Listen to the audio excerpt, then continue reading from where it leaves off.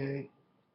We're right back here at the SGA in room 268S in the Cordell Reed Building, and we have Senator Jokari Miller, we have Senator Gerald Shinn, and myself, Senator Dan Knight, and we're here. The time is almost 1:45.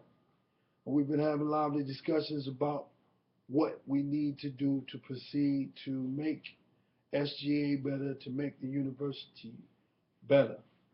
And the last time that we were speaking with Senator Gerald. This time we're going to speak again with Senator Jokari Miller. Senator Miller, what do you have to add to this new segment that we have coming up here in terms of information for the students?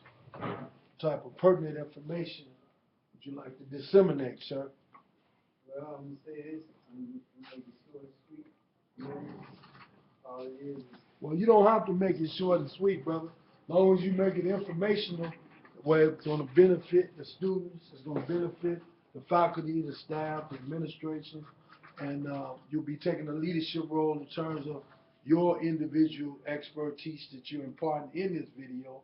By all means, give us the full benefit of receiving your knowledge. You don't necessarily have to make it short. We got a lot of tape, so go ahead, brother. Well, the reason why I said Speak up, though, so Mike can pick you up. reason why I said short, sweet, because it's really simple. It's as simple as this. Students, we the ones who pay our money. Okay? So that's the Oversight Committee, correct?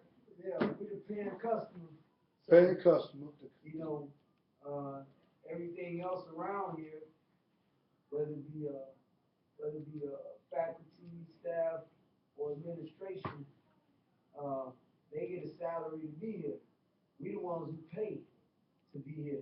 So the Oversight Committee is like an employer, and the rest of the folks is like employees. So, as simple as that. And once we realize that and stop being slaves and thinking that we don't have The mistaken no kind of belief. power, you know, if you don't think you have no power, then you don't have no power. It don't matter what title you got. You can be the president of the United States. But if you feel like somebody else run you, then somebody else run you, and you don't have no power. That makes a lot of sense, bro. Yeah, so what are some of the things that students, Chicago State students, and Illinois residents can be doing to enhance the beneficial nature of this opportunity at education that we call Chicago State University? Well, I mean, it's like, Big up, though, brother, so they hear you. it's like this, you know, you gotta let them know you got a voice. You gotta have some type of means of media, whether it be newspaper, whether it be TV, whether it be radio, to express what's going on. And at the end of the day, you just might have to take things to the court so that you can get the courts to hear what you have to say. If you can't get the administration to hear what you have to say. Okay. Yeah, I heard you say something about newspaper earlier. I heard that London did an article on us concerning something about a blog or something another, brother.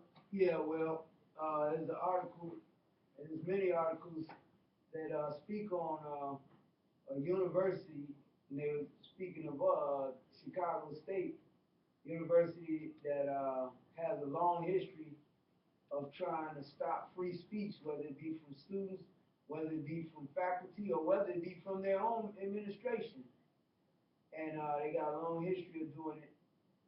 And now it's being written about in newspapers all over the world. And London happened to be one of them.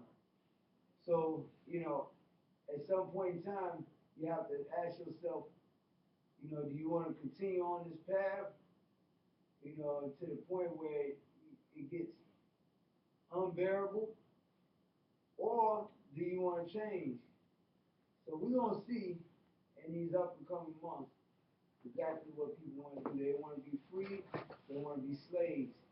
Do you want to be a slave master, or do you want to be a free person yourself? Free people. On that note, Brother Gerald, can you speak to what it will take for us to act as though we're free as students here at Chicago State University.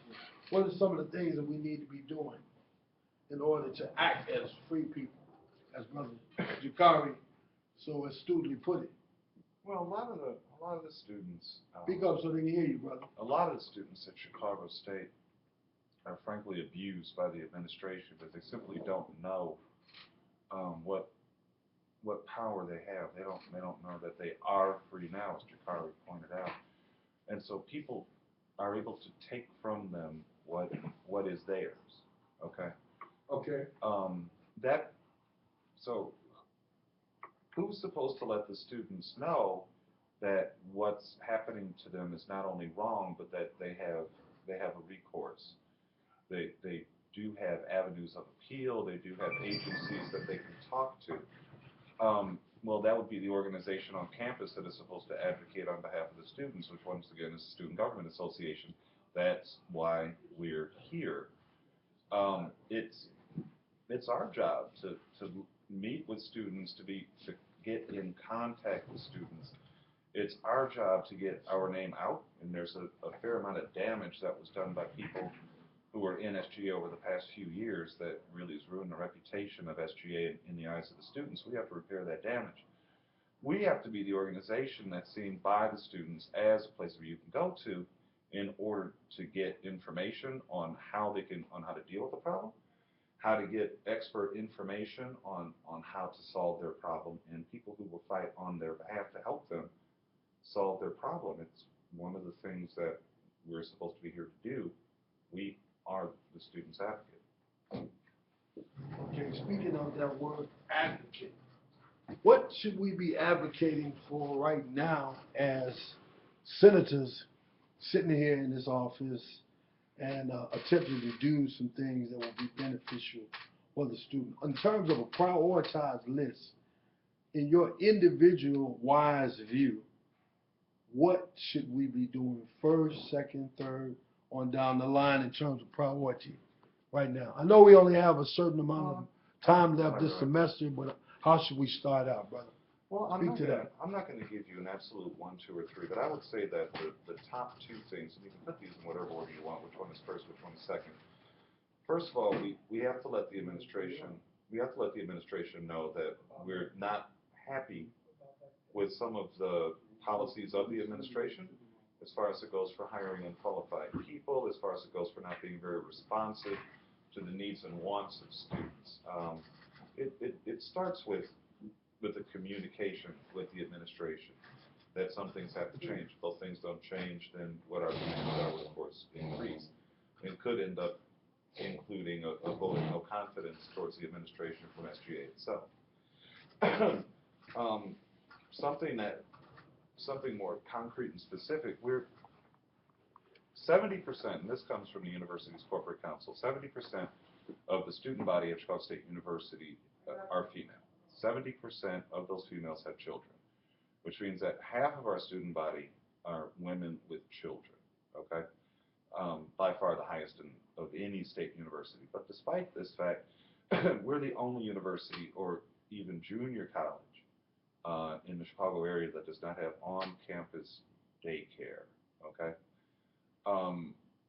10%, the university says they don't have the money to do it. They're working on it, but they always say they're working on stuff, and they work on it forever, but it never gets fixed. 10% of what the students pay at the Follett bookstore on campus for highly inflated books, priced books, goes to the administration in the form of a commission. This would be several $100,000 a year. That money should be transferred from any general revenue fund and be used specifically to provide daycare for the children of students. The percentage of student activity fee money that's supposed to be used on students, the percentage of student activity fee money that goes for administrative salaries has increased 13% since the present administration under Wayne Watson came here in 2009. If we were to reduce the percentage of activity money that's spent on administrative salaries back to what it was in 2009, that would be an extra $72,000 that could be dedicated to daycare for students on campus. And the administration earlier this year gave raises of between 17 and I think 25% to top administrators. When you total up the 8 or 10 people that got those raises, it's $150,000 to $200,000. So if you reduce their salaries back to what they were 9 months ago, that would be a couple $100,000 that could be used to provide on-campus daycare. You put those three sources together, you got over $500,000. All right, thank you, Brother Gerald, for that. We're going to end this segment with the knowledge that you brothers imparted on this particular segment. We want to thank you. This is the SGA at Chicago State University, and I am Senator Dan Edward Knight. And we're going to see you in the next segment of transparency and engagement here at Chicago State University in the Senate office.